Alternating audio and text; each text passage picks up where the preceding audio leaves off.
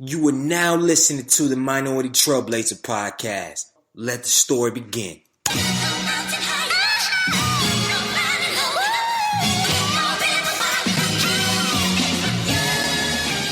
One time for the lovers, 2 times for the ladies, 3 times for the brothers, 4 times for the babies.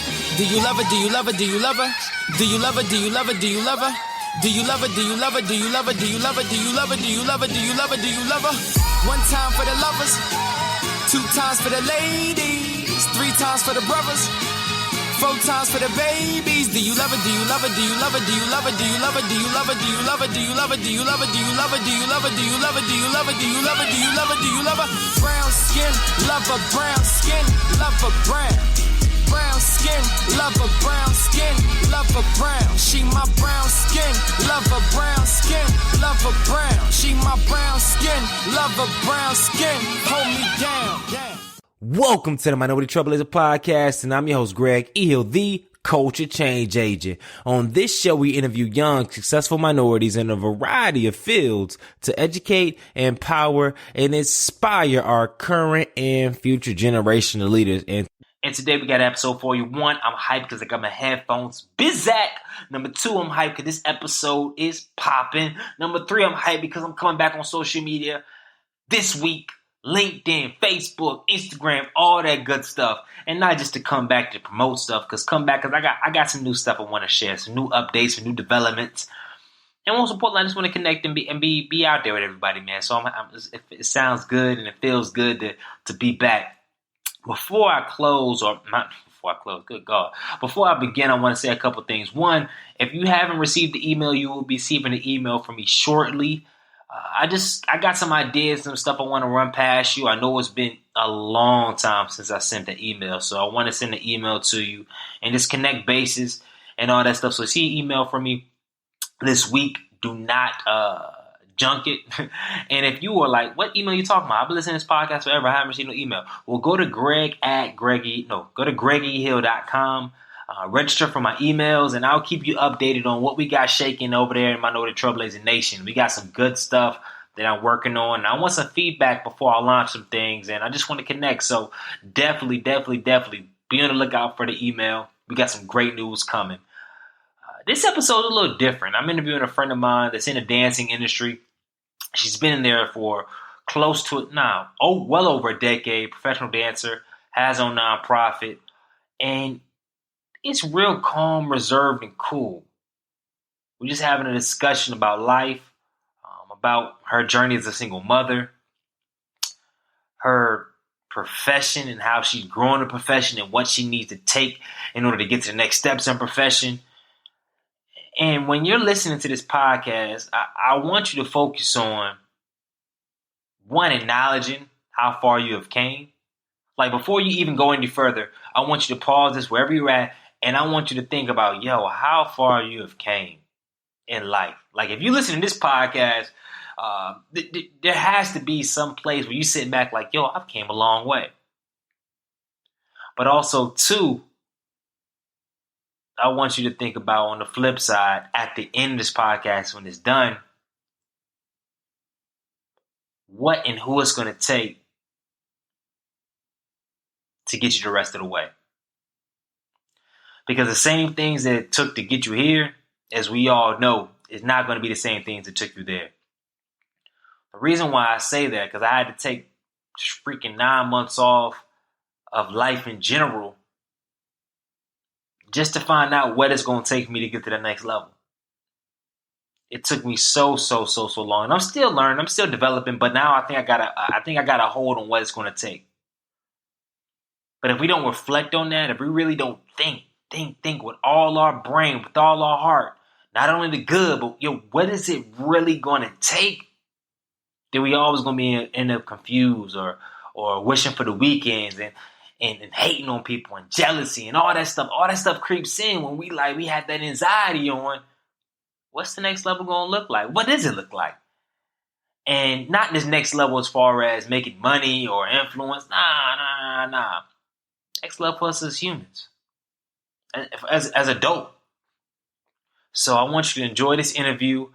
Get effing excited, because I got some dope interviews coming up after this. I'm going into uncharted waters with some interviews, and man, I'm just blessed and excited, man. So continue to support the podcast, continue to share with your friends, and be on the lookout on social media for it. React, comment, do all that good stuff. The return is imminent. Let's get it popping. But without further ado, let's jump into this episode. And today, as always, I got a show for you. Hence the emphasis on variety. Like, I'm so excited because I think she's a one of one as far as people that have been on the podcast and the craft that she has honed over the last couple decades and what she does. So I'm excited to kind of have her journey on, as well as snippets of her personal journey as well. Like, I'm really encouraged by her, been encouraged by her, and I'm just excited on what she can share on the show.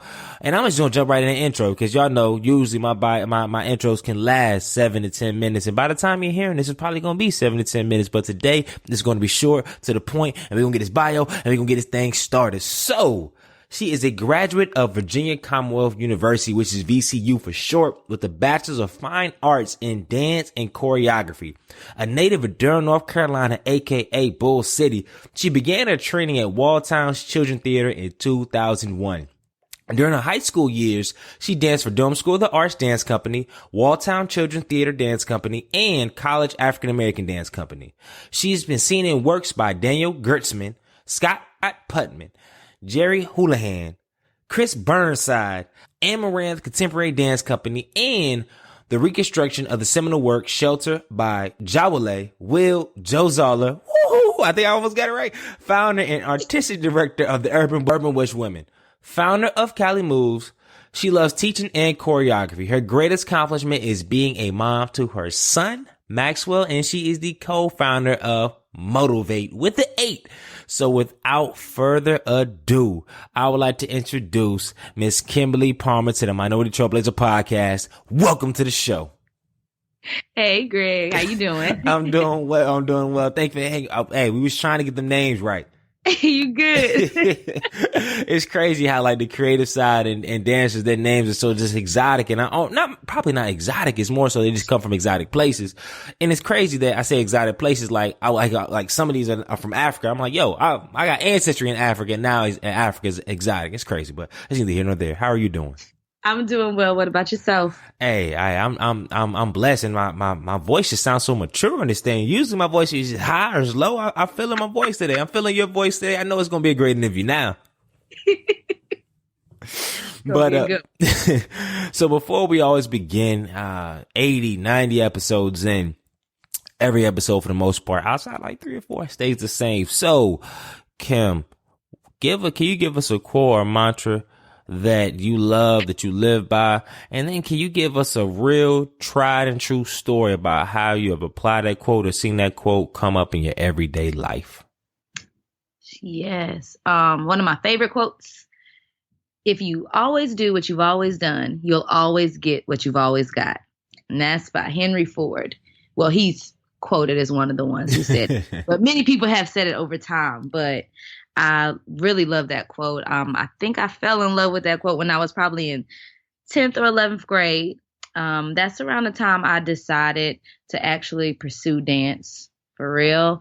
It was like, oh, I'm just taking it as an elective, so maybe I like it. Who knows? But my teacher in 11th grade, my dance teacher, she was awesome. Christy Camper Copeland, wonderful lady. Mm-hmm. And she always pushed me and was just like, you can take this further. You can take this further. I'm like, but am I really going to make money though doing this?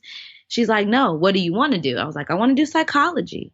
And she would tell me all the time, okay, that's great, but you always do stuff like that. So you got to do something different. Try something different. Push yourself. And I did push myself. And I went to Alvin Ailey audition.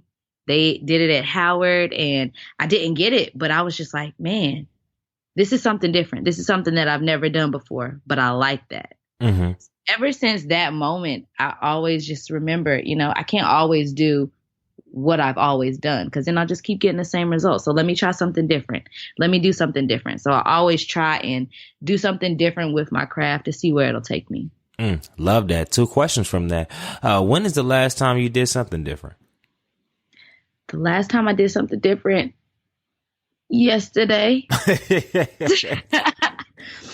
I am actually, tonight is the second show night for me, but I auditioned for a community piece for the American Dance Festival here in Durham, North Carolina, to perform alongside one of the greatest choreographers of our time, Ronald K. Brown, and his company Evidence.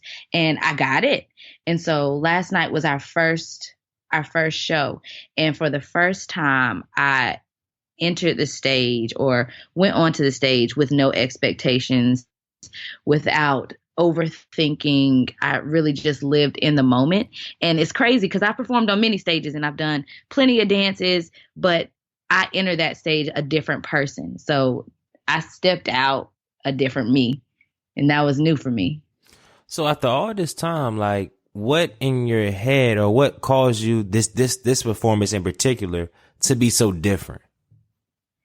This is the first time I've actually stepped back into the modern dance realm since about 2011. So I graduated in 2011. So I'll say since 2012.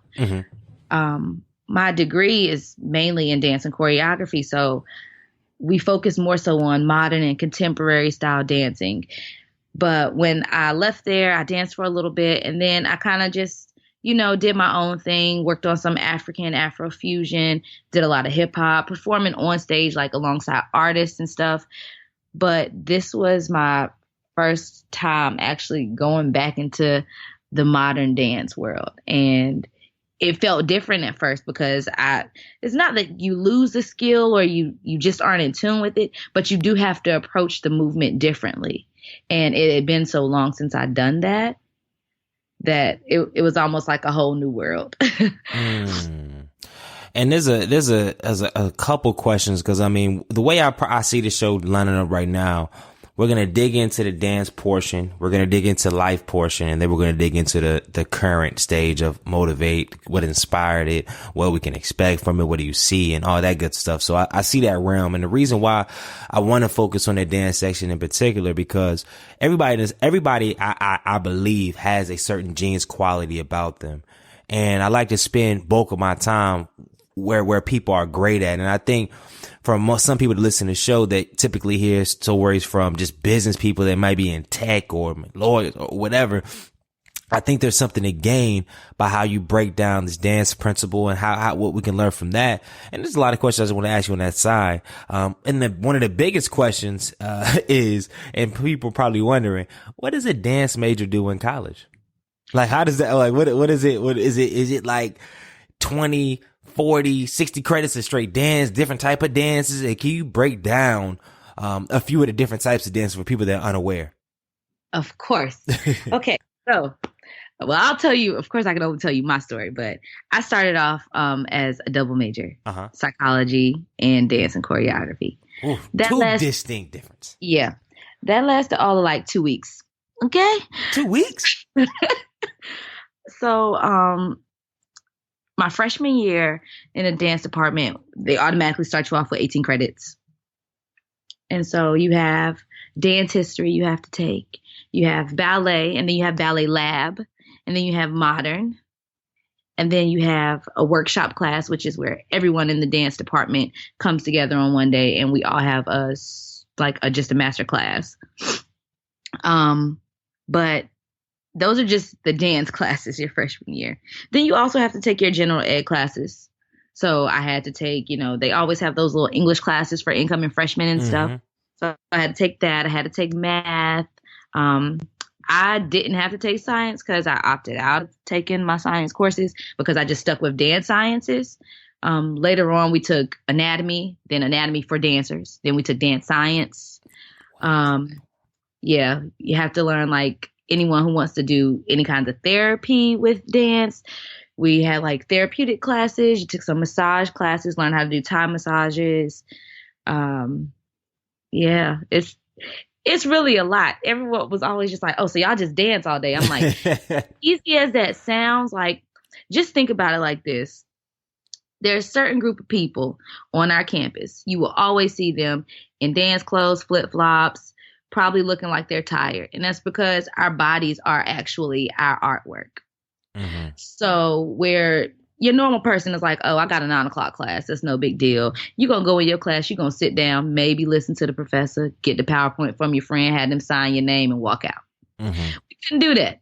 You know if I'm in class or not. You know if I'm not there because I won't be in the middle of the dance floor dancing. My 8 o'clock ballet class, I had to be at a ballet bar, alert, ready to work. So coffee was my friend. But yeah, it's a lot. The VCU dance program was an amazing experience, but it was a lot of work. It was hard at first because you have to get the hang of it. But after sophomore year, you kind of get more into the freedom of being a dance major. So you're focused more on the creative aspect, the choreography part of it, not so much just dance. So you have a lot of times to create your work, and you have time alone in the studio with small groups that you work with in the studio to create your work and to figure out who you are as a choreographer and who you are as a person too. So how do you go about creating, like, what's your creative process, and has it evolved over the years of creating a dance? Like, break it down for us, because a lot of times I'm watching the Super Bowl, I watch online, maybe see YouTube, and I see dancing in a variety of different forms. And you see dancing in the club, which is not the same, but you see the dancing in such a variety of different formats. But I never look at, dang, who's actually creating this stuff? And so how do you go about, or how have you evolved in creating pieces? Is it like usually like a day format? You can create dances like in an hour? Or is it like a year? Like, how long does it typically take? I know it varies, but walk us through some of that. Yeah, I was going to say it definitely varies. Specifically, well, really it depends on the style of dance that you're doing, that you're choreographing, the venue or the event that you're choreographing for. Because a lot of times people will tell you, like, if you're doing a dance at this event for me, this is the feel I want you to go for. This is the song I want you to dance to. So anytime you're doing like liturgical or lyrical dance, that's really, I don't want to say it's not as hard. It's not as hard for me to choreograph to those because you really are basing it off of the meaning behind those words. So finding movement to mimic that it comes naturally because that's what we do, in social dance. Like, you have different songs, they'll tell you what to do, and that's what you do when you're dancing. So that's kind of how I feel about liturgical and lyrical dancing. Hip hop dance or modern dance, a lot of those really take more time or more of a idea and thought, especially modern dance. A lot of my pieces tend to be very personal. So it might be something that I've developed over a year or over a few months, just thoughts that I've had and how to actually portray that. What I used to do, I used to write poetry a lot. Mm-hmm. And so I would write these poems. And even though sometimes I felt like they were really, really personal, and I don't really like for people to know all of my business, I decided to figure out how to take my poem and make my body be my poem when I dance. So I would spend time trying to figure out how this certain sentence makes me feel and how I can move to get the audience to understand that this is how I'm feeling. Not necessarily knowing what I'm saying, but grasp a concept of that feeling. So dancing is really personal. It can be. It can be depending on who's dancing and depending on, what they're really trying to go for. For me, I always feel a personal and emotional connection when it comes to dance, just because it is my freedom of expression. That's how I express myself. So where a lot of people will sit down and talk to you all day long about everything that's going on with them, I'm like, I'd rather like spare you the details and just dance, and maybe you'll understand a little bit. Got you. So next time I can't have no deep conversations with you. I just got to pull up and just like start dancing, and that's it. Like anything else, you go like, all right, please do not pull up and start dancing. That's that. Okay. Now I get it now. It makes sense. Thank you for explaining that. I still got a few questions in this space. Break us down, or not break down, but everybody that's listening into this call in some field, whether it's business, whether it is art, whether it is speaking, writing, etc., they're working on their craft, or they should be working on their craft in order to create more income, change more lives, all that good stuff that what people do when they maximize their craft. And it seems that you've had a couple decades in the game. Like, break us down. How do you actually methodically work on improving your craft in dancing? Is this something that you can write down different improvement points? Like, how do you scale dancing and seeing what parts you need to improve on? Is it like a critic column, or how do you do that? Because I've always wondered. You really have to continuously find your love for it, or remind yourself of why you love what you do. And you have to be willing to change, because times change. And even though there's certain choreographers who have always stuck with what they do over a period of time, they're still impacted by things that happen in society, things that happen in your everyday life. And you have to be honest about those things in order to continue to grow. So there's a different, and there's in dance and anything that you do in life, there's a difference between being comfortable and complacent and being true to yourself. So sometimes I feel like, especially with dance, people get that kind of mixed up. Being true to myself is, for me, in my choreography, is holding on to the African aesthetic and movement and making sure that lives on no matter what realm I'm dancing in. Mm-hmm. But being complacent is, okay, look, I got these 5 moves that I always do. I'm going to always do them, and it's going to be the same way every time. I might change the song, but that's it. Mm. So you have to be willing to be different and to continuously grow, not just say, well, I've been doing it for this long, so I'll be all right. Because if you always do what you've always done, you'll always get what you've always got. So even when, like, you had success, people are like, oh, that's phenomenal, you're doing that. Like, you're still trying to grow. Yeah, you got to. I never want to get to a point in my life in general to where I'm just okay with just being where I am. You can always be better. You can always do more. You can always impact someone else's life by doing something a different way. So how can I reach everyone else? I reached a certain audience. Okay, I want to get y'all over there. Yeah, the ones of y'all who didn't understand it. I'm coming for y'all next. I never thought about it like that. As far as I've heard that before, but not in that sequence of continuing to evolve or seeing weaknesses. Is more so is like, you have this craft, and in order to grow in that craft, you can have a lot of motivational indicators, etc. But you always got to keep tapping in and checking in on why you're doing it for.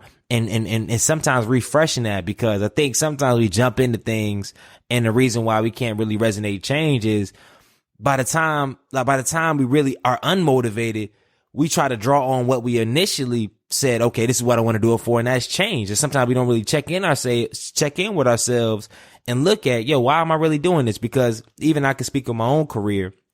I thought about when I first got into speaking, going into now, after I've had years in the game in different schools. And I was like, dang, when's the last time I really checked in and seeing, is it still current of why I do it? Because sometimes it does change. Yeah. It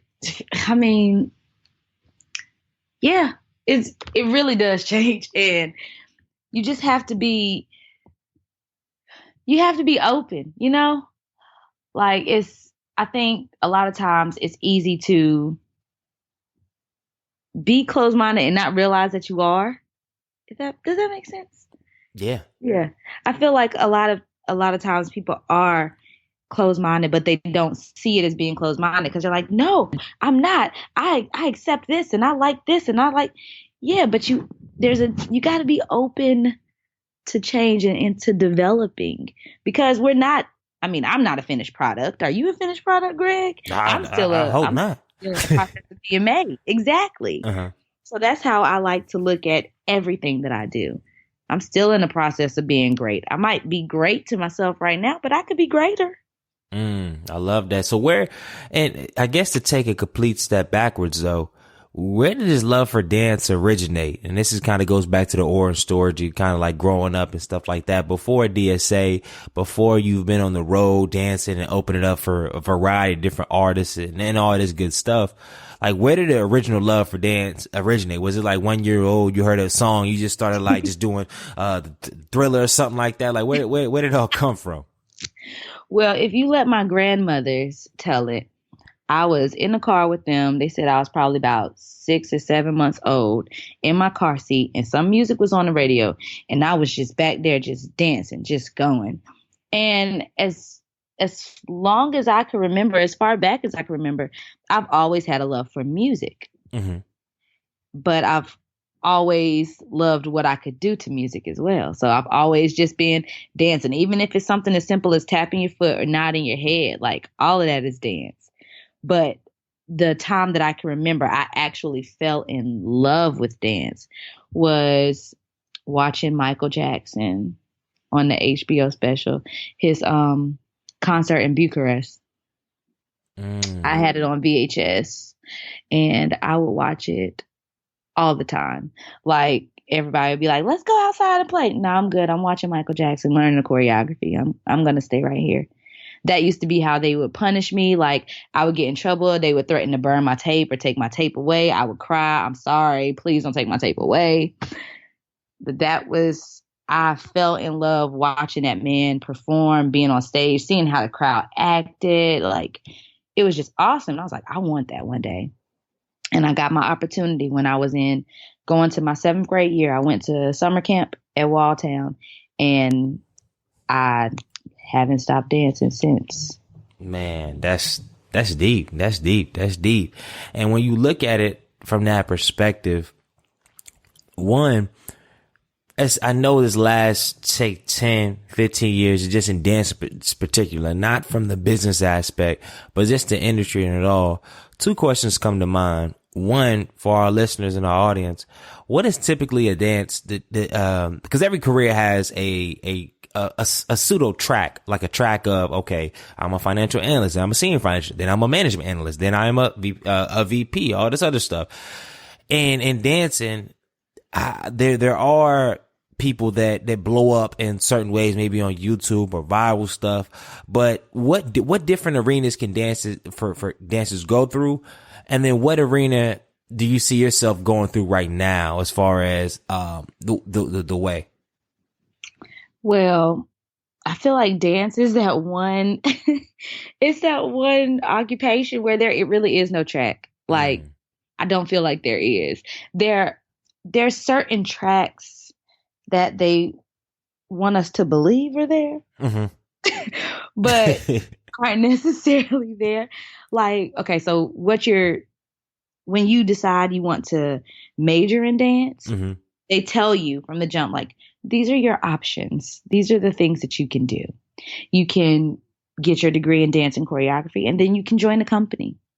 Or you can get your degree in dance and choreography, go back to school and get your teaching certificate, and then you can teach in the school system. Or you can get your degree or not get your degree and move to New York or move to LA or move to Atlanta and just dance your life away and become a choreographer, or just become a background dancer, be on stage with everybody and anybody. Like, that's about all they really tell us we can do. Man, and this is from like one of the better universities in dance. So when you knowing that was going to be the route, how did you tackle that mentally I guess, especially like after leaving college, knowing that there is no role like that is the, that's why I always have respect for people in the creative space, regardless of age, because there is no blueprint. There is no, because I mean, most jobs for the most part, you've seen it. You stay there 2 years, as long as you're showing up, you should continue to rise. You have to do a lot to get fired, but this, you got to do a lot just to have a job. Yes. I mean, when you see that or when you hear the horror stories of it, it's just like, okay, is this really what I want to be doing? But I love it so much. I was like, you know what? Well, I'm going to just dance and I'm going to see where that takes me, because it's what I want to do. That's what I really, really want to do. So I originally was like, I'm gonna graduate school, I'm gonna get my degree, and I'm gonna join a company. That's what I wanted to do. That was just what I wanted to do. And I did that. I mean, I auditioned for different companies and got some callbacks, didn't get some callbacks, but ultimately I made a decision to not dance for some of those companies. And I was just doing my own thing. I was teaching for a while. And then when I moved back to Durham, I was really teaching, doing a lot of that, doing master classes and stuff like that. But there's really no track for it. You can really do anything. I've got some friends who I graduated with who are dancing in companies. I have some who are dancing behind Beyonce. I have some who are teaching at a high school. I have some who are overseas dancing just because. And then I have some who are stay-at-home moms teaching yoga when they feel like it. It's really you have your future in your own hands. And you can take it however far you want to, or keep it however close you want to.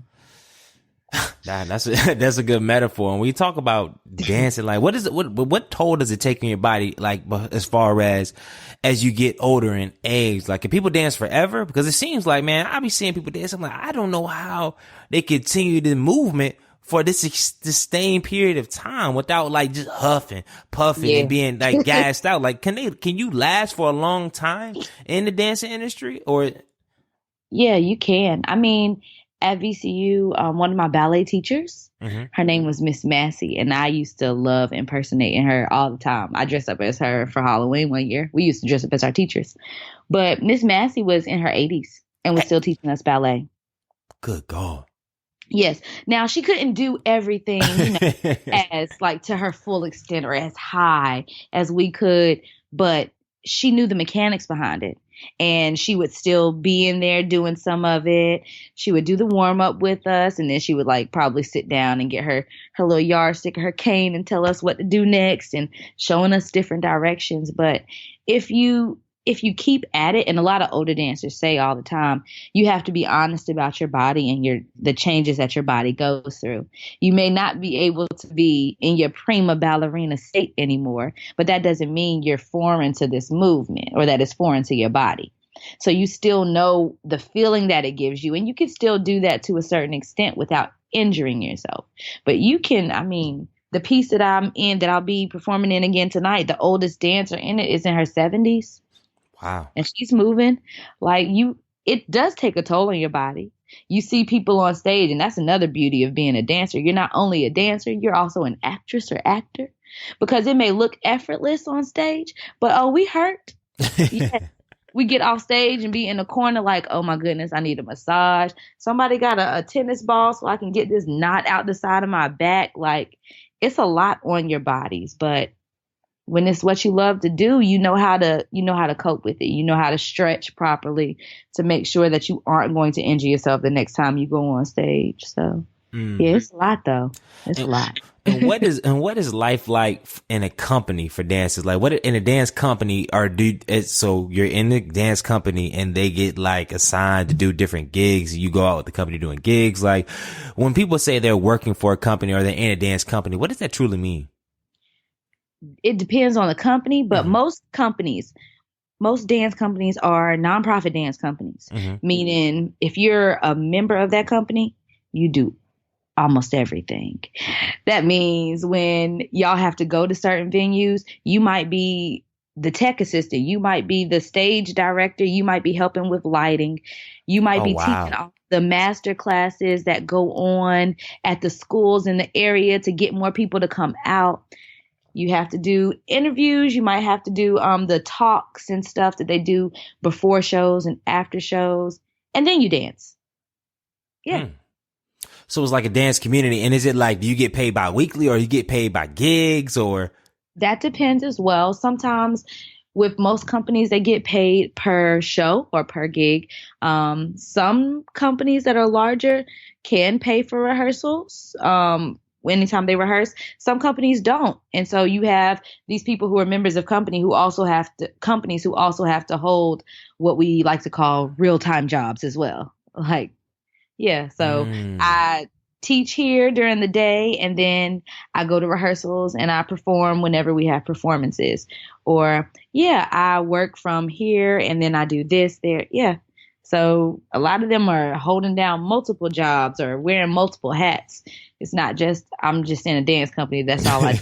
Period. God, man, that's a lot to take in.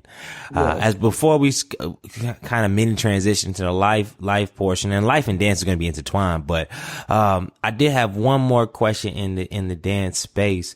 What is it like, or not? What is it like? That's not the way to prose it. Or saying, and I'm gonna do this in at every juncture, but knowing what you know now, what would you tell yourself? Tell yourself the same version of yourself, when you graduated from college, knowing what you know now, what you've seen in the industry, whatnot. What advice would you give yourself? But what are some few things you would tell yourself? Don't dim your light to let someone else's shine. Everybody can shine together, but I would definitely make sure I told my recently graduated self that, just to continue to be myself and to remember why I loved what I do. And if I may ask, what experience or what experiences lead to that one piece of advice? I feel like I would be in a different place with dance had I really stuck with it more after I graduated.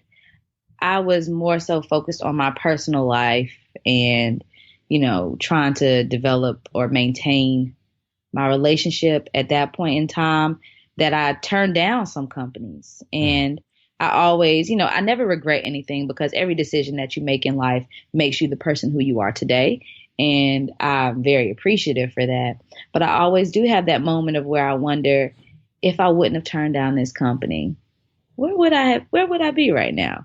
What would I be doing? Or where would that have led me to?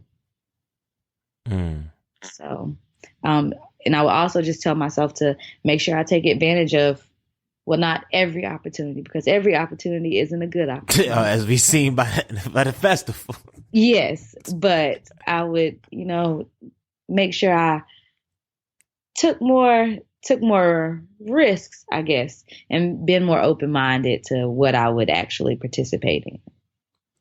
So you're saying, like, when you graduated, you weren't as open-minded on certain events, or you just had kind of like a one-track mind on certain things? I had a one-track mind. My number one thing when I graduated was, I am not moving back to Durham. Like, I can't move back to Durham. I don't feel like there's anything there for me. So I was trying to do anything and everything I could to not have to come back. And then I ended up back. Ain't that funny? But I was really focused on, I'm going to dance for a company like in DC or in New York or somewhere where I can move and not have to come back home. Mm-hmm. And I wasn't really open to everything that could have possibly, everything that was offered to me, or everything that I could have possibly done. So that's a perfect segue, because now we're in Durham. You've been in Durham over the last half decade, 5 years? 4. Yeah, it seems like 5, 6. It seems like a while. Yeah, I moved back in 2014. Got you. So now you've been back, and I know there's a period, like you said, you were balancing, working the, as you call it, the RTJs, the real time jobs, and doing a slew of other things, like a slew of other teaching classes, working classes, doing workshops here, whatnot. So before we get to your most prized possession that came on this earth, like how was it knowing that you had a love for dance, but you were doing the job, working the job, but still doing so much just to just to continue that love. Like, cause I mean, some of us, with our love, I mean, I love now I enjoy basketball, but I don't really got to work for it. But you have to put in so much just to work for it. So walk us through that period, the first couple of years, coming back in Durham, and some of the lessons you learned, and some of the things that you saw. It's really hard holding down a real-time job, because I was working at the bank. So even though I enjoy, they call me a people person. I just feel like I'm a person that gets along with people. But so working at the bank wasn't a bad thing. It was just a lot because you're there for a certain set of hours. I was there from 8:30 to 5:30. And they won't know, like, the bank, it ain't like you cutting out early, you doing this, like, nah. No, none of that. Because then everybody would want to be mad at us because they couldn't get their money. So I was there from 8:30 to 5:30, Monday through Friday. And after I got out of that, then it was like, okay, on these days I'll teach dance classes. On these days I'll, be at church. And then on these days I'll just be at home with my child. And that's kind of how I'm just going to rock like that. Now, that sounds kind of easy, but no. So the bank closes at 5:30. Hopefully I can get out at 5:30 because my class starts at 6:15 and it's halfway across town. So I got to rush over here to do it. And then I got to rush home because, oh my gosh, I got to feed my child and get him in bed before he has to go to daycare in the morning. And the next thing I know, it's the next day. So it was just a lot, and it was hard because I felt like what I really wanted to be doing, which was dancing and teaching and choreographing, I couldn't because I had an obligation to be an adult. and so that was a little rough period for me, just like going back and forth. But I kind of got into a pretty good swing of it, and I have a amazing support system when it comes to my son. So I was able to still know that he was taken care of while I was teaching my classes that would go from 6:30 to 9:30 at night. And then I'm getting home. I'm like, okay, well, he's already in the bed. Good. It was a rough little patch, but you make it work when you have to make it work. I love that. And with that being said, I know our listeners, primarily listeners are women, and there may be some single mothers out there, and there may be some single mothers out there and mothers in general that are working the full-time corporate gig, but they still have passions and interests and loves outside of it. And what you've been able to master, and I've seen it every church. I've seen it in your eyes, like being able to just exert a mind-numbing amount of energy, not only into your regular job, but also to another job and another human. Like, what kind of advice would you give to those that are struggling with that? If you are really passionate about your craft or what it is that you do or that you want to do, that's the best way to actually inspire your child. I've got to a point where I felt like in order for me to successfully raise Maxwell, I had to just hold down this real-time job and put dance on the back burner until he was older. But Maxwell gets so much, he gets so much joy from watching me do what I love to do. So I spend time with him. He sees me in the studio. We're dancing. We're having a good time. He likes seeing that. I enjoy doing that. Mm-hmm. So story. I choreographed a piece for me to do at my aunt's conference, and Maxwell was in the audience while I was dancing, and someone recorded a video of me dancing. But in the video, you see Maxwell standing up on someone's lap, mimicking what I was doing. And I remember walking off that stage and he was saying, "Good job, mommy. You did great. You did great." And I felt like that was probably one of my highlights of my parenting. Not because, oh, I taught him his ABCs or he learned. No, he saw me doing what I love to do, and he wasn't competing with it. Like, he didn't feel like it was something that he didn't have love for me because I was doing what I love, Mm-hmm. So I think that's one of the best things we could teach our children is to be passionate about something. And it's okay to go for your dreams, no matter how old, how young you are, no matter if you have 1, 2, 3 children or none at all.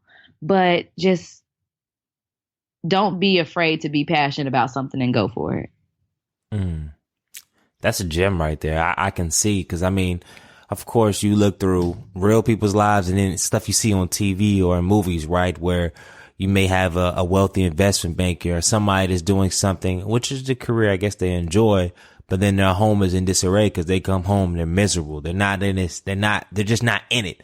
And the best they can give their kids is the scraps of their energy. And then also too, battling with this is not something they would like to do. And the kids are, they feed off that energy, right? But when they see, if they see mommy out there really excited, really involved, that's going to keep that energy, because Max just has a certain type of energy that a lot of kids just don't have. And I know a part of that is attributed to, of course, your community and support system around him. But I would say from the outside looking in, a part of that is driven from just your passion and because I think Max, you bubbly, but you got like that tired bubbly. Max just got a whole like just that unkempt bubbly, and I guess it's because he knows that like that energy that you have been putting over the last decade or a decade plus to not only just making sure he good, but also to your craft has really emanated from him. And I guess probably if you were just to do the real time job and just try to advance on that, who's to say you had that same type of spirit? Yeah. Or you had that same type of spirit being with him?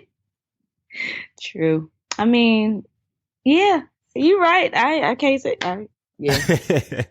But with that being said, though, there probably was some challenges at first, though, being okay. You're out of college. You just dance. I got this real time job, and then it's like, whoa, I got a baby now.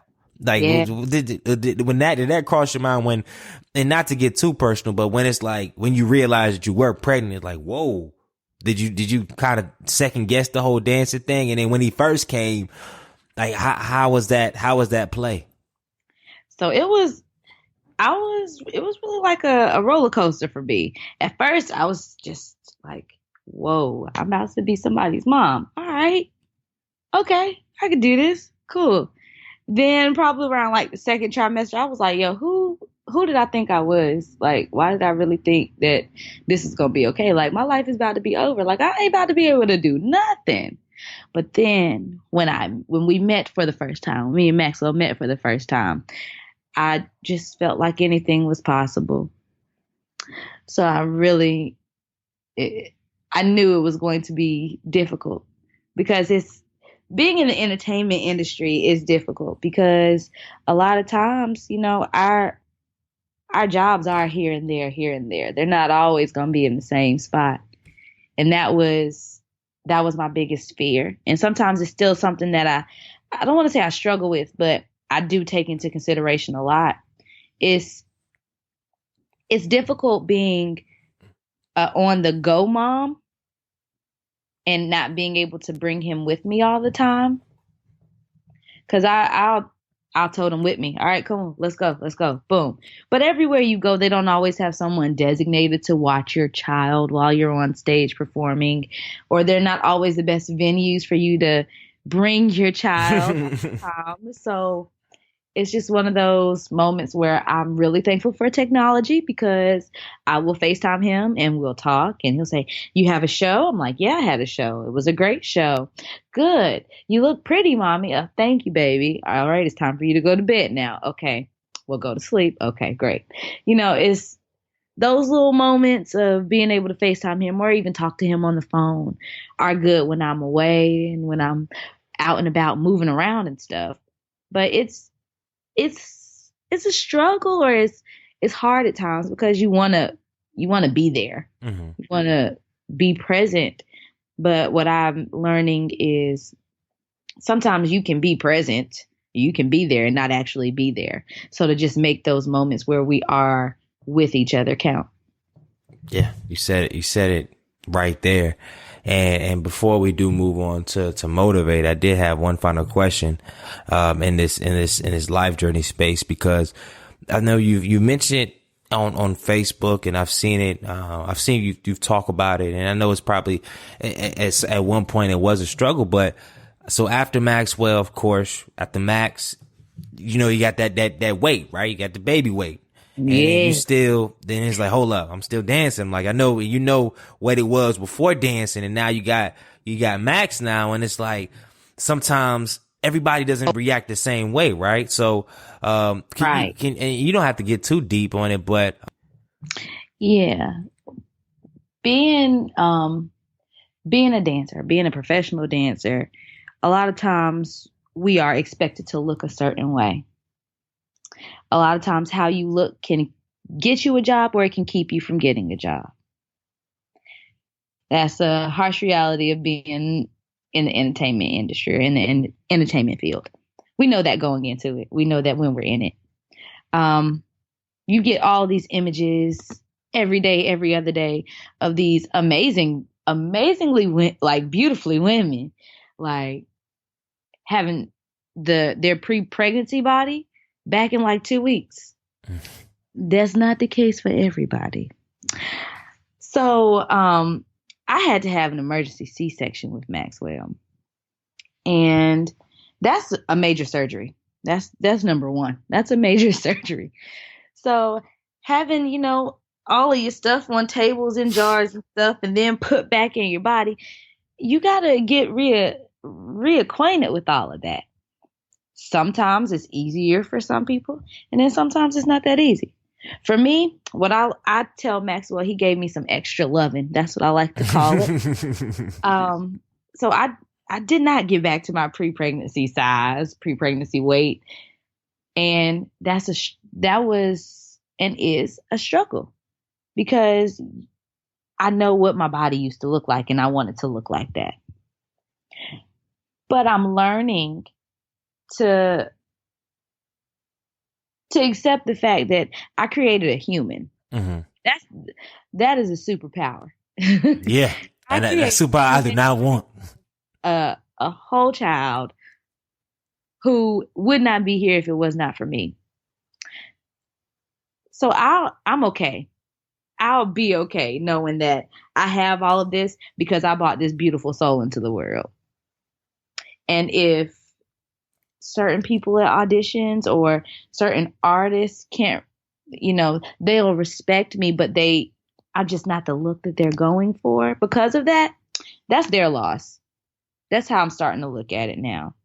Like, there's so many women who beat themselves up about not being super tiny, or not having a flat stomach, or not looking like this person, that person, this person.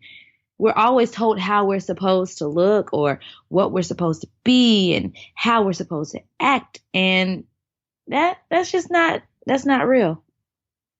So I'm accepting my reality, and my reality is I'm not going to be the Kim that I was before I had Maxwell. That's not who I'm going to be anymore.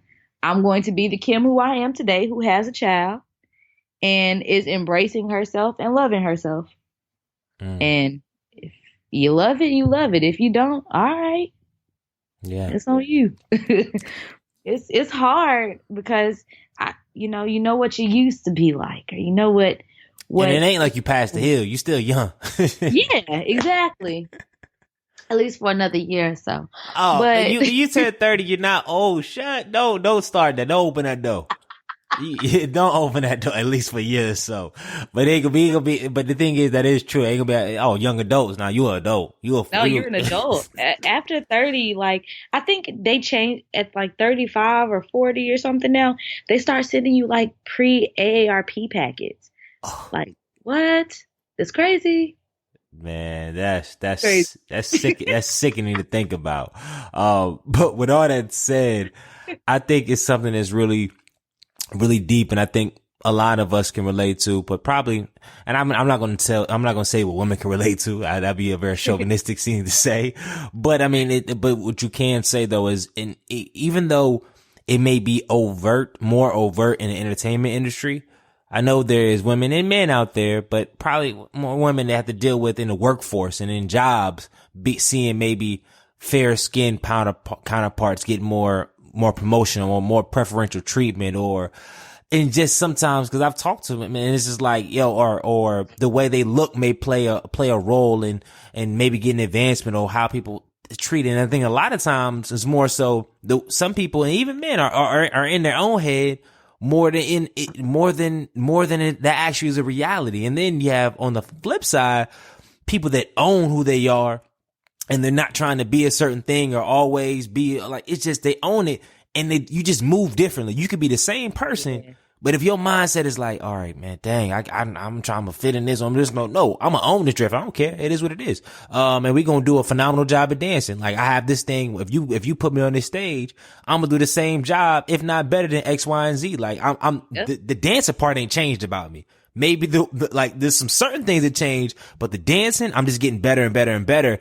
And I think if we more have that mentality, and this could be on any situation as far as negotiation, sales, any career, just look at our mindset and looking like, okay, why? And I guess get down to the core of it, because there's some core stuff to it. Like, why do I feel this way? Not just from the look. Like, what did that look make me feel? Like, what did I used to get from having that look? Okay. Was that stuff good for me? Or it's just like, I don't know. Cause I think there's some deeper questions to be asked when we look at some of the weaknesses specifically on a physical or visceral thing. Even myself is like, yo, the six pack was an easy thing. We don't got it. We ain't that far away, but I have to live with the fact that what if it never comes back? Like, what if like, or is there certain things? Cause we all will age. Yeah. Like, and that's a whole deeper conversation as far as, cause I've been doing a biblical study on aging, because a lot of stuff when we see in mates, we look at attractiveness and all these other qualities, and some of the qualities we're looking for are not going to last the test of time anyways. But that's on a whole different podcast right there. I was about to say, you stirring a whole different pot, sir. Yeah. We don't have enough time in the day to discuss that.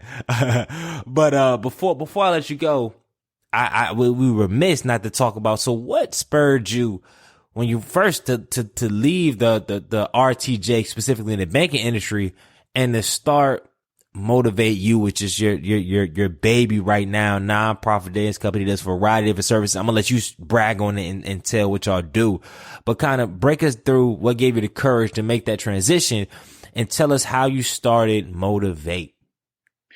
So I have a best friend. Her name is Raven Gibbs. And me and her, we call each other twins. Like, that's my wonder twin. We are so similar in so many different ways that it's crazy. And something that I had in my notebook, I keep a notebook, she had on her vision board, we wanted to start a business. Something as simple as just write and start a business. That's what I wrote down I wanted to do. And I wanted to have my business be based on, the arts and dance, and really making sure people know that you can do this and be successful. And so me and her were talking about it one day, and we were like, you know what? It's time. Like, let's just do it. Let's just go for it and see what happens. And so we were just sitting there like, all right, we're just gonna do this thing. I was like, I'm serious though. Like, this is really happening right now. And we started talking about Motivate. And in November, we made Motivate Incorporated a real thing, not just something that was on her vision board or in my notebook. It became our baby, and I am super happy to be a mom again. I'll say that. But we felt like it was just a need for it, especially in the Triangle, in this community. There are a lot of talented dancers and choreographers, musicians, singers, rappers, visual artists in this area. And I'm still trying to figure out, why don't people know about us? Like, there's so many here. And part of the reason why people don't know is because in the entertainment industry, a lot of times you're told or you're made to believe that there are only a few places where you can actually be and prosper. A few of those places, LA, New York, Atlanta. That's where the majority of North Carolina dancers and choreographers have gone and have become your people who were dancing next to Beyonce, or people who were doing master classes and teaching at BDC in New York and teaching at Millennium in LA. Like, they're doing great, but they came from North Carolina. So why can't North Carolina be the next mecca for the entertainment, like for entertainment or for the arts? We have the talent. It's not like we're lacking in that. Sometimes we just don't have the resources, and sometimes we don't have the education behind it. Mm-hmm. And that's why Motivate is so special, because, well, I'll give you a little spiel. Hold on. Sorry. Motivate Incorporated. We are a nonprofit organization, and we're dedicated to inspiring artistic expression, cultivating positive behaviors, and preserving the arts in disadvantaged areas. So in the school system, I'll start there. In the school system, if you notice, they are starting to take away the arts. I don't think there are many middle schools in Durham alone that still offer dance as an elective. Wow. I know they do in high schools. In elementary schools, no. In elementary, I think they do still have music class, but I believe in some schools it is optional. And so I have an issue with that. I'm not against STEM, and I'm not against athletics or anything like that. But when you take away dance, music, chorus, band, when you take away classes like this, you're limiting some of your student population to how they express themselves, because everyone isn't going to be your athlete. Everybody's not going to be your mathematician, your scientist, your engineer. No, you have some of us who are dancers, who are actors and actresses, who use the arts as our way of being ourselves. And so when you limit that, that's when they start to get into everything else that we don't need them to be getting into. That's when you have more violence, when you deal with more bullying and peer pressure. That's when you deal with, people being places where they shouldn't necessarily be. That's when we deal with stuff like that. So let's stop that, or let's at least, decrease those numbers some and give these children back what they need or what they deserve, which is a way in a safe environment to be themselves and be true to themselves. So with Motivate, we, and I always stress, we are focused on preserving the arts, not just dance. Granted, me and Raven are both dancers, but we also delve into in other realms when it comes to entertainment. So it's for all arts, inclusive. But we really just want to make sure people have a safe space, make sure they have the resources to know that this can still be your dream. You don't have to change your dream just because they're not offering it to you in your school system. Or you don't have to change your dream just because you're 27, 29 years old and everyone's telling you to give up on it. You don't have to. There's ways you can still make it happen, and you can still impact others. Love that.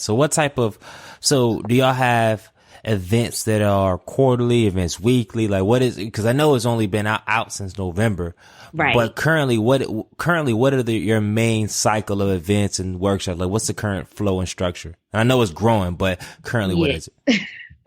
So, quarterly, we do We Motivate You, which is our children's workshops. So we hold free workshops to children in different communities, sometimes even different places around North Carolina.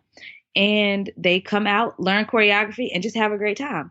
Like, we'll give them snacks and, Gatorades, waters, and stuff like that. But it's really for them to come out, learn some dance steps, and to enjoy themselves. So we have that. We have our Love Me More movement, which is for women.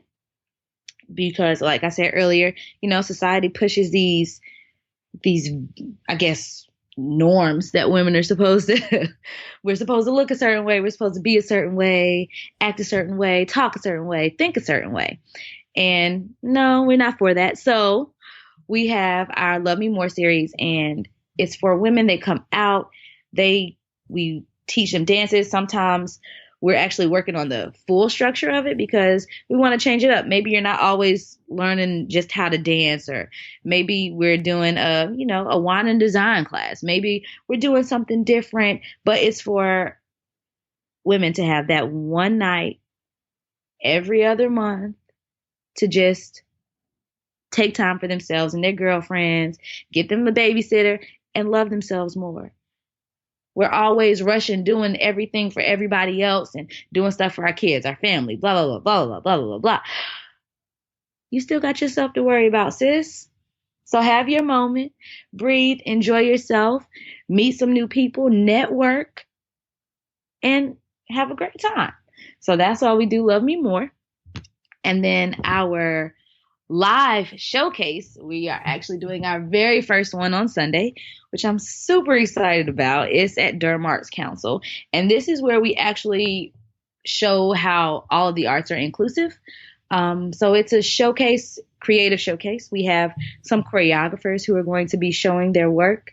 We have a lot of artists who are local to this area who will be singing or rapping. We have a few visual artists who will actually have some of their work displayed in the building where we will be. So that's what we're doing with live. And we want to make that an annual event, but the way it's been going lately, or the way the talk about it has been going lately, it might have to be more than just one time a year. I'm only hesitant about that because it takes a lot to plan it, but it's definitely an awesome event. What we are currently working on is getting our Best Foot Forward series started, and that's preparing people who want to be in the entertainment field for their next adventure. So if you want to be an actress, there are a few things that you need to have before you go to a casting call. You need to have a headshot. You need to have a resume. You need to have a bio if they're asking for those things. And some people don't know that. So we want to make sure they're educated, and we have photographers who we can work with who will make sure they have those headshots. We'll work with them on their resume building. If they need to get some film of their choreography, if they're dancers and they need to put their choreography on a reel, we can help with that as well. But Best Foot Forward is really making sure that any artist of any kind is equipped with the knowledge and tools that they need before they step out to get a job in the actual industry. Man, it's a lot. That's a lot, but it's a lot of good stuff. And that's the good thing about a business, specifically when you first start, but even just in general, when you have a lot of ideas, because what this time will allow you to see is what works, what doesn't work, what you want to focus on, what you want to enlarge, and what's driving profit, like what people resonate to. So it's good that you have a lot of ideas that are uniquely different. Yes. Cause I think that's what makes it different. If you have a lot of ideas in one space, you're uniquely different, which will allow you to kind of see where to, and especially I love the Love Me More, that, because last year we went on tour. We're going back on tour a little bit later this year, but I did a tour with Untitled Chapter. That was dope. But I would Love Me More. It just sounds like something that is needed across the country. Specifically if you're doing it in a creative way, which involves some sort of dancing, as well as like create sessions, like real talk discussions with women and stuff like that. Like I can already see what that package looks like. That can even be a book, honestly, a Love Me More manual, where seriously you could and it doesn't have to be like a novel biography, but you can have it's a lot that can skim off that series. So I love that. So I'm really excited. I'm encouraged. I'm excited about your excitement. Yes, I am. And it's really, I think my excitement is more so I'm just glad I can actually give something back. I feel like whenever I'm able to give back, even if it's just the knowledge that I've obtained just from my time in the dance industry, I feel like it can still help somebody. And knowing that there are people out there who are interested in receiving that help, just makes me feel better. It makes me feel like, the arts aren't about to be gone. Like, there's still some people out there who want to do more, who want to learn more, who want to make sure that they're stepping out and know what they're talking about and know what they're doing. So it's exciting to be able to give back. And then we're doing more like getting funds and stuff for scholarships to be able to give to children. Like, we just assisted two of my students, or my former students. They are in LA now at the Debbie Allen Dance Academy. And we assisted them in getting there because, it's expensive going out there. And we did a fundraiser, got money from a fundraiser, and we're like, here, we want to make sure you guys are able to go off and go for this, because that was an opportunity that we would have killed for had we gotten it, when we were younger. So of course we want to make sure they get there.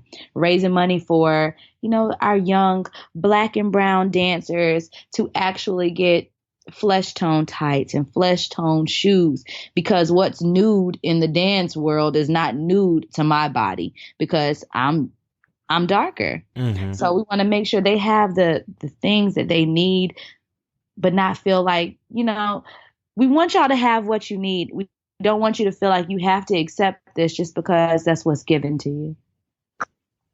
There's so much more. So it's really about making sure that everyone is equipped.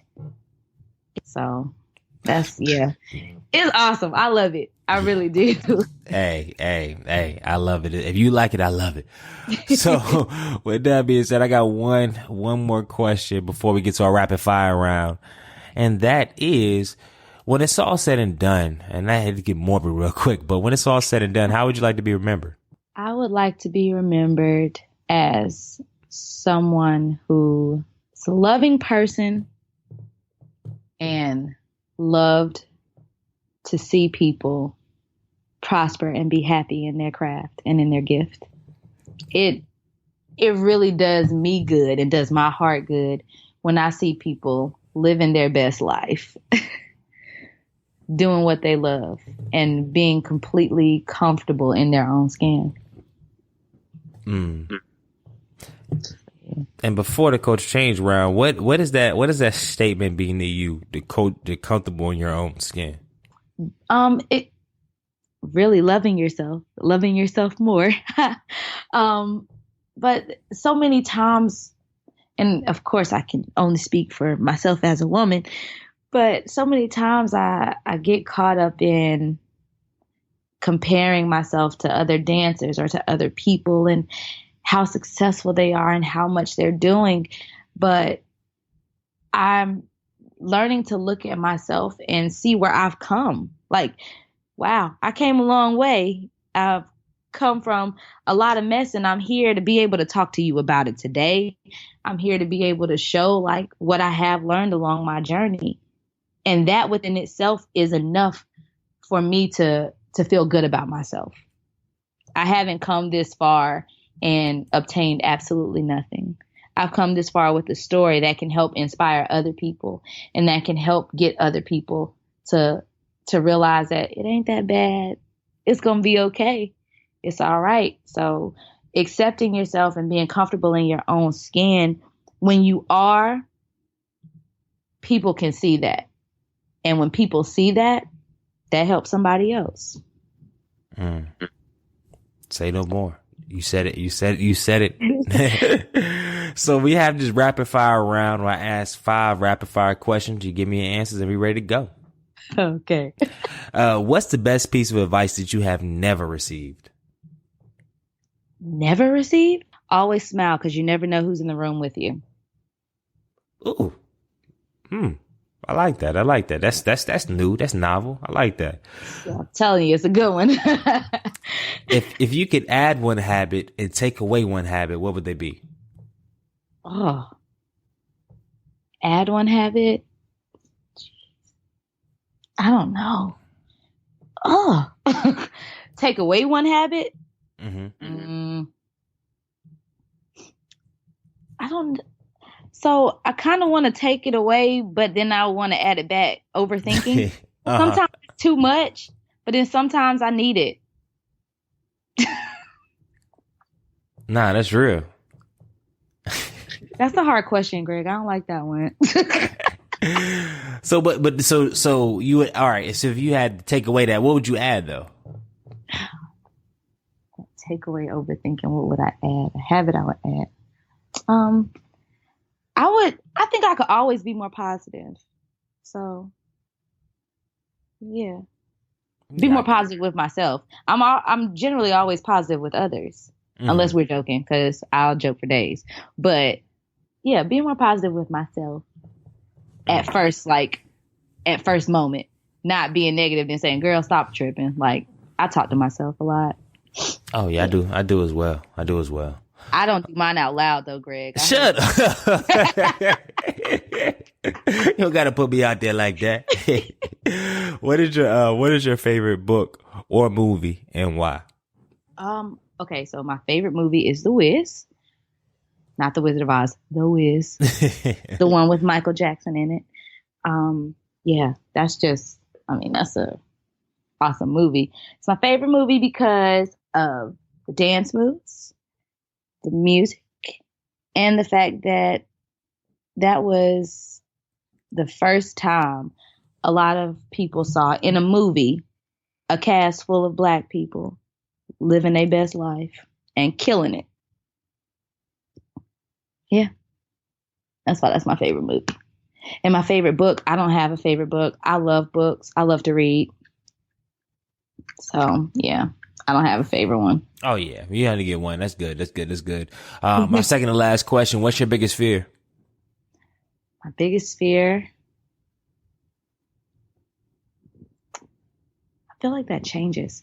My biggest fear as of lately, this year, is that I'll get in my own way of being great. That's good. Not a good fear, but it's like that resonates. Yeah. Good stuff. I love it. If you were the president of the United States, what's the first thing you would do? Host a big dance party. Music and dance bring people together. And that's something that, a lot of people always laugh when I say it, but a lot of times when there are these horrible events that happen around the world, there's a moment where if all of the people who are in this place at one point in time, if you play some music, there's absolutely no way that somebody won't feel something. Like, you could play a simple song, Marvin Gaye, What's Going On. I'm pretty sure people will feel something because music is a hidden language that everyone can learn if they just accept it. Really, music and dance bring people together, and I would host a huge dance party, play some great music, and let people actually just live in the moment and love each other. And then the day after that, we'll get to all the serious.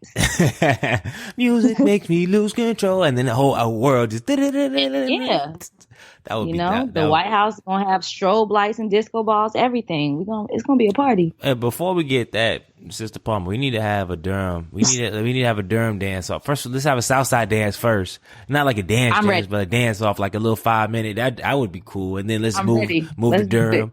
Yeah, I think that let's make that move. That could be a signature event. Up the ladder. Let's move it up. So everybody that comes on this show, I call a culture change agent because they're a culture change agent in their own right, in that space that they're in. And this last question, it's the rapid fire round's over, is always deep and sincere to my heart. And it is, if you could change one thing about the African American culture, what would it be and why?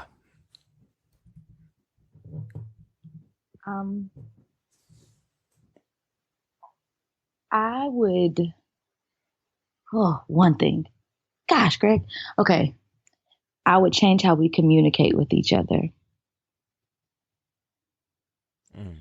And I say that because, a lot of times, just yesterday online, I was looking at, I felt like I had to say something, but there's so many memes of Black women don't love Black men don't love Black women. They always going for white women, and I feel like our communication within the African American community is just lacking love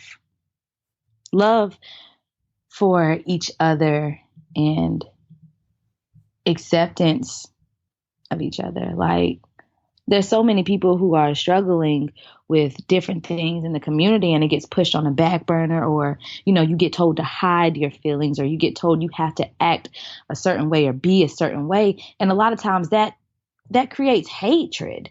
Like, I don't want somebody to constantly tell me how to be. And so when someone who looks like you or someone who reminds me of you comes around, I'm going to treat them a different type of way, and I think that if everything is just scaled back down to how we communicate with each other, a lot of stuff would be different. It's crazy that you say that. The last couple shows that I've produced have had similar sentiments on communication, grace, just general love and apathy for each other. Like, we want. Yeah. We should advocate for governments, the school system, the prison system, so many other people to do what's right. Right. And I think there is a large contingent that do love each other. But I think if we collectively just had more love, not just for our peer group and our churches and our schools and our alumni groups. I'm talking about for the people that are at MacDougal, and then MacDougal for the people that's us. Cause I hate how people that are middle class or whatever we want to call ourselves, we tend to say, oh, we need to have more love for the people that are this and that.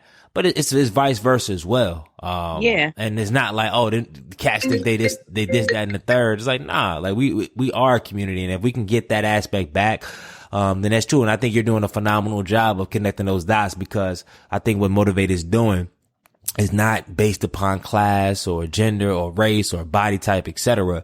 It's just solely based on talent and skill set, and pushing people to the next level and trying to be a platform becoming a platform so people can be that staircase. So, like I said, from the bottom of my heart and the bottom of Trailblazing Nation heart, we just want to say thank you. And before we wrap up the show, can you share with us how we can support Motiv8, and where can we find all the information about current events and etc. about what's going on? Yes, you can follow Motiv8te on Instagram and Facebook. It's at Motiv8te Inc. And that's MOTIV, the number 8 INC. Or you can visit us at our website, www.wemotivateyou.com. And on there, you've got everything. So you've got our events tab. You have information about us, where you can find us next, and even our merchandise. We got hats and shirts and wristbands to support the movement. But yeah, you can find us there. Say less. Well, like I said, Minority Trailblazing Nation, you already know. Make sure all that information will be in the show notes. But as always, we need 2 things before we go. The first thing is, make sure you share the episode and like the show and subscribe and leave a review. That's a lot in one thing, but y'all already know I do it all the time. And then number two, make sure you change the freaking culture. Good night.